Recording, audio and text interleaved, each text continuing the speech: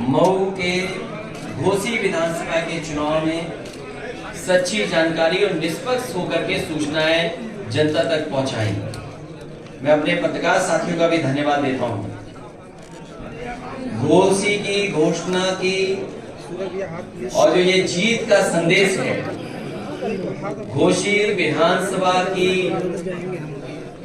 जीत के घोषणा ने नया रास्ता राजनीति में दिखाया है और सबसे बड़ा संदेश यही है कि अगर कार्यकर्ता नेता अपना चुनाव समझ करके और इसी तरीके से आंदोलनकारी बन करके सरकार के खिलाफ खड़े हो जाएंगे तो लोकतंत्र भी बचेगा, संविधान भी बचेगा और देश को नया रास्ता मिलेगा।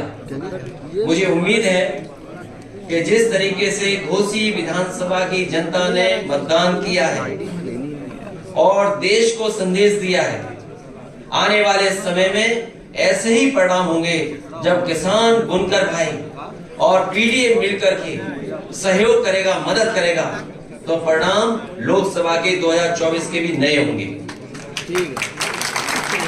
मैं सुधाकर सिंह जी को और उनके पूरे साथियों को जो आज इस हॉल में बैठे हैं, मैं उनका धन्यवाद भी देता हूं, आभार भी प्रकट करता हूं और इस जीत के लिए बहुत बहुत मुबारकबाद उनको मैं देता हूं। सरकार जितना दबाव बनाना चाहती थी रेड कार्ड देकर के, या खास करके जो हमारे मुस्लिम भाई मतदाता जा रहे थे उनके ऊपर दबाव बनाने का काम किया, अधिकारियों के माध्यम से जो कुछ कर सकते थे वो किया, लेकिन उसके बावजूद भी घोसी की जनता सुधाकर सिंह जी के साथ खड़ी दिखाई दी। साइकिल चुनाव चिन्ह पे एक एक वोट डाल करके उन्होंने ऐतिहासिक परिणाम दिया।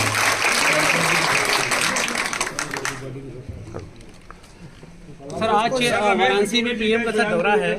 देखिए, लोग केवल चेहरे से नहीं पहचाने जाते हैं, अपनी जुबान से भी पहचाने जाते हैं और बीजेपी के कोई ये पहले नेता नहीं है।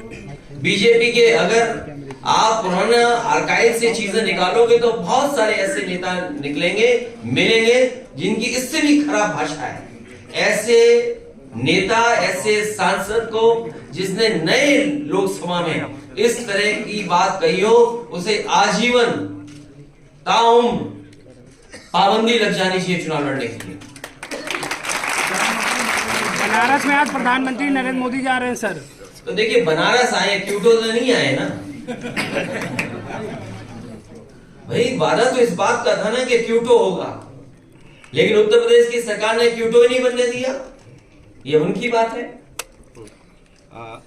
केशव मौर्य कहते INDIA की सीटों को लेकर क्या, INDIA नहीं, इंडिया के सीटों को लेकर समाजवादी पार्टी का स्टैंड क्या है? समाजवादी पार्टी का स्टैंड क्लियर है। लोकतंत्र बचाना है, संविधान बचाना है, बाबा साहब भीमराव अम्बेडकर जी के रास्ते पर, डॉक्टर राम मनोहर लोहिया जी के रास्ते पर और नेताजी के संघर्ष के रास्ते पे चल करके देश को बचाना है, लोकतंत्र को बचाना है। अध्यक्ष जी, सवाल इसलिए है कि समाजवादी पार्टी कितनी सीटें मांग रही है और इसके अलावा समाजवादी पार्टी सीटें नहीं मांग रही, समाजवादी पार्टी सीटें दे रही है।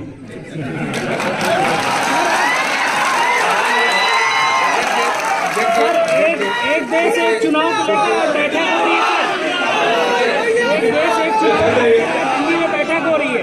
अरे एक देश एक चुनाव, आप और हम यही उत्तर प्रदेश में काम करते हैं।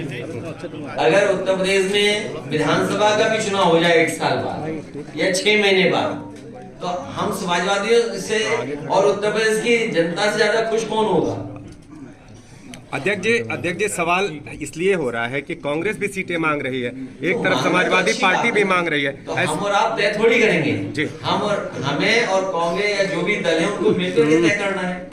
जब मैंने आपसे कहा कि समाजवादी पार्टी के और समाजवादी लोगों का इतिहास उठा लीजिए, समाजवादियों ने लोगों को जोड़ने का काम किया है और बढ़ चढ़ करके भी अगर साथ लाने के लिए कुछ हमें त्याग भी करना पड़ा होगा तो त्याग भी किया है। लेकिन इस बार लड़ाई बड़ी है, 2024 की लोकतंत्र और संविधान बचाने की लड़ाई है। इसलिए हमारी पार्टी सबको साथ लेने के लिए तैयार है। कल जिस तरह से उनका बयान आया था, बहुजन समाज पार्टी की तरफ से वो स्टैंड नहीं लिया गया जैसे उनको लेना चाहिए था। किसका? दानिश अली को। दानिश अली समाजवादी पार्टी के भी तो हैं। किस गलतफहमी में आप रिजल्ट नहीं पता आपको कब का है? 19 का। अरे एक सवाल और है, मध्य प्रदेश और राजस्थान में चुनाव लड़े, छत्तीसगढ़ में क्या वहाँ समाजवादी पार्टी चुनाव लड़ेगी? समाजवादी पार्टी अपने संगठन के साथ बातचीत कर रही है। संगठन के लोग लगातार सुझाव दे रहे हैं। जहां पार्टी का संगठन है और पार्टी जो गठबंधन बना है बड़ा देश का, बातचीत कर करके ही आगे बढ़ेंगे। केशव मौर्य का कहना है कि एक घोषी जीत कर बहुत फूलने की जरूरत नहीं है, 2024 में पता चल जाएगा समाजवादी पार्टी को। ये कौन है भाई? केशव मौर्य जी ने बयान दिया था मीडिया से। एक अच्छा बताइए, लोहा लोहे को काटता है। बीजेपी की रणनीति जान लो, समझ लो क्या है। इसलिए बीजेपी पे सोचिए, उसी के बारे में तय करिए। यहाँ पर हार हुई है मुख्यमंत्री जी की। आप गलतफहमी मत रहिएगा। आप ऐड के हिसाब से सवाल मत पूछिए। ऐड ज्यादा हो जाएगा तो उसी हिसाब से सवाल पूछेंगे आपसे। ये हार हुई है मुख्यमंत्री और सरकार की, इसलिए उनको सरकार को स्वीकार करना चाहिए कि हार उनकी हुई है। सर, अमेठी में संजय गांधी अस्पताल का लाइसेंस रद्द कर दिया गया। वरुण गांधी उप मुख्यमंत्री को पत्र लिखे हैं। अच्छा, जो अस्पताल चल भी रहे हैं वहाँ इलाज मिल रहा है क्या? आप लोहिया में चले जाइए, क्या इलाज मिल रहा है? पीजीआई में कल मैं होकर क्या आया हूँ, क्या दुर्दशा है सोचिए आप। आज गरीब को इलाज नहीं मिल पा रहा है और ये सरकार बताए कि 10 साल में गरीब के लिए अगर कोई जिला अस्पताल बनाया हो तो बता दो। जो समाजवादियों ने एम्बुलेंस भी चलाई थी उसको भी बर्बाद कर दिया उन्होंने। अगर एक भी जिला अस्पताल बनाया हो जहां पर गरीब का इलाज हो रहा हो तो हमें सरकार बताए कि इस जिले में उन्होंने एक जिला अस्पताल बनाया है जहां पर गरीब को इलाज हो रहा है। और दुर्भाग्य तो ऐसा है कि बताइए, डेंगू के मरीज नहीं बचा पा रहे। ये सरकार मामूली बुखार से जो पीड़ित गरीब है उसको इलाज नहीं दिला पा रहे। कासगंज एटा की खबर मैंने पढ़ी और सुनने में आया है 30 से ज्यादा लोग केवल डेंगू से जान चली गई। ये जो लोग $1 ट्रिलियन 5 ट्रिलियन डॉलर इकोनॉमी की बात कर रहे हैं, G20 के लोगों को बुला रहे हैं, तो वो क्या ये है कि हम बुखार से लोगों को नहीं बचा पा रहे हैं? और G20 वाले भी जान गए हैं कि घोसी उत्तर प्रदेश में मऊ में है। जी फॉर घोसी। सर, बनारस में अंतरराष्ट्रीय स्टेडियम बनने जा रहा है सर। ये समाजवादियों ने सुझाव दे दिया, उसी की वजह से बन रहा है स्टेडियम। आप सदन की कार्रवाई निकालिए। एक ट्वीट किया था आपने फतेहपुर सीकरी को लेकर, एक विदेशी महिला की जो मौत हुई थी एम्बुलेंस नहीं मिलने की वजह से। देखिए, दुर्भाग्य है देश का। जब हम दुनिया के देशों को देखते हैं, दुनिया के देश कहाँ पहुंच गए हैं, वहां की सड़कें, इलाज, अस्पताल या शिक्षा या क्या स्तर है। कोई विदेश का टूरिस्ट आ रहा है आपके देश में, आप G20 के आयोजन में इतना पैसा खर्च करवाएं। G20 जितनी जगह हुए हैं, सोचिए कितना पैसा खर्च हुआ होगा। और फ्रांस के अगर कोई टूरिस्ट आए और उसका पति अपनी पत्नी के बीमार होने पर एम्बुलेंस के लिए मांग करे, और आप G20 कर रहे हैं यहाँ पर। आप दुनिया के दूसरे देशों को दिखाना चाहते हो कि हम इतना ताकतवर देश बन गए और एक मामूली एम्बुलेंस नहीं दे पा रहे आप एक टूरिस्ट के इलाज के लिए। इससे ज्यादा खराब बात क्या हो सकती है? इससे खराब संदेश क्या जा सकता है? केवल खबर भारत में नहीं छपी होगी, फ्रांस में भी छपी होगी कि एक टूरिस्ट आया और उसको भारत सरकार न केवल दवा दे पाई, एम्बुलेंस बुलाते रहे, एम्बुलेंस नहीं पहुंची और उसकी जान चली गई। सोचिए, गड्ढा मुक्त अभियान चल रहा है, आरएसएस की बैठक चल रही थी भाजपा के साथ, मुख्यमंत्री का वो इसलिए गड्ढा है, उसी बैठक चली जाए।